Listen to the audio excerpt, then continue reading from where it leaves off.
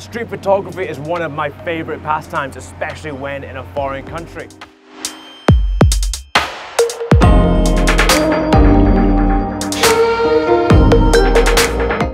Now my setup is a pretty modest affair. I take around with me a simple Sony point and shoot, and of course my trusty iPhone. This is essential. Google Maps, getting from place to place.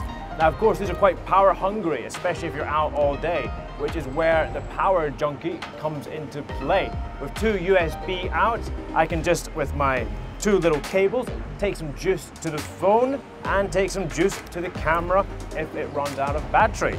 So in this small little setup, I can snap all day long.